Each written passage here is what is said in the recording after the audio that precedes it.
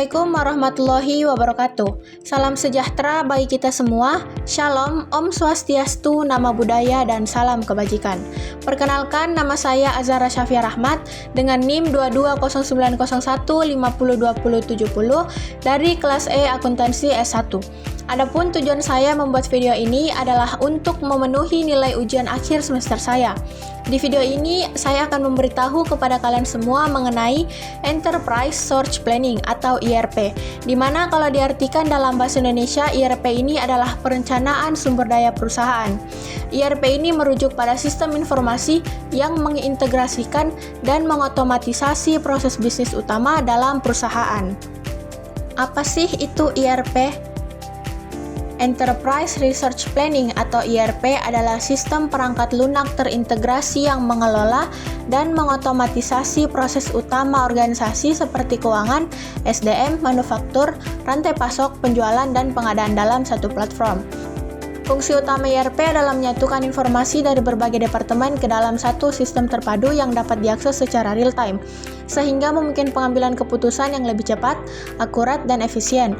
Dengan ERP, perusahaan dapat mengurangi duplikasi data, meningkatkan efisiensi operasional, mempercepat alur kerja, serta meningkatkan koordinasi antar divisi. Selain itu, ERP juga membantu dalam pelaporan dan analisis data, yang penting untuk perencanaan strategis jangka panjang. Selanjutnya, fungsi ERP. Yang pertama, mengintegrasikan seluruh proses bisnis dalam perusahaan sehingga data dan informasi dapat mengalir dengan lancar antar departemen. Yang kedua, meningkatkan efisiensi kerja dan produktivitas melalui otomatisasi tugas dan pengurangan pengerjaan manual. Yang ketiga, mempermudah koordinasi antar departemen dengan akses data yang terpusat dan real-time. Yang keempat, menyediakan informasi dan laporan secara real-time untuk mendukung pengambilan keputusan yang cepat dan tepat. Yang kelima, mengurangi biaya operasional dengan menghindari duplikasi data dan mengoptimalkan penggunaan sumber daya. Yang keenam, membantu memperluas bisnis dengan memberikan visibilitas dan analisis kerja yang lebih baik. Selanjutnya, kelebihan dan kekurangan ERP. Kelebihan ERP yang pertama, meningkatkan efisiensi dan produktivitas melalui otomatisasi. Yang kedua, mengintegrasikan data secara real-time antar departemen. Yang ketiga, mendukung pengambilan keputusan dengan data akurat. Yang keempat, memperbaiki koordinasi dan kolaborasi tim. Yang kelima, scalable mengikuti pertumbuhan bisnis. Adapun kekurangan ERP yang pertama, biaya implementasi dan pemeliharaannya tinggi. Yang kedua, proses implementasi kompleks dan memakan waktu. Yang ketiga, perlu penyesuaian sistem sesuai kebutuhan khusus. Yang keempat, resiko ketergantungan pada teknologi. Dan yang terakhir yaitu potensi resistensi dari pengguna akibat perubahan proses. Selanjutnya, apa saja sih kegunaan ERP ini untuk auditor ataupun akuntansi?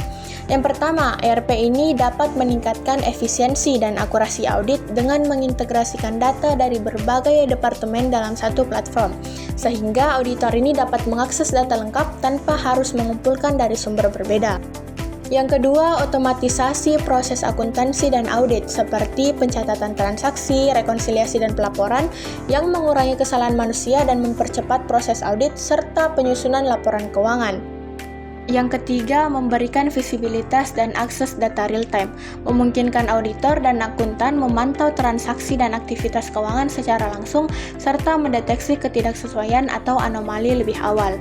Yang keempat, menyediakan audit trail lengkap yang mencatat setiap perubahan data dan aktivitas pengguna, memudahkan pelacakan dan investigasi saat audit. Yang kelima, mendukung kepatuhan terhadap regulasi dan standar akuntansi dengan fitur pengawasan, kontrol internal, dan pelaporan yang sesuai. Yang keenam, mempermudah pengawasan dan pengendalian keuangan melalui kontrol akses, otorisasi transaksi, dan pelacakan aktivitas untuk mencegah fraud. Dan yang terakhir yaitu memfasilitasi analisis resiko dan pengambilan keputusan dengan menyediakan data keuangan yang akurat dan analitik mendalam bagi auditor dan manajemen.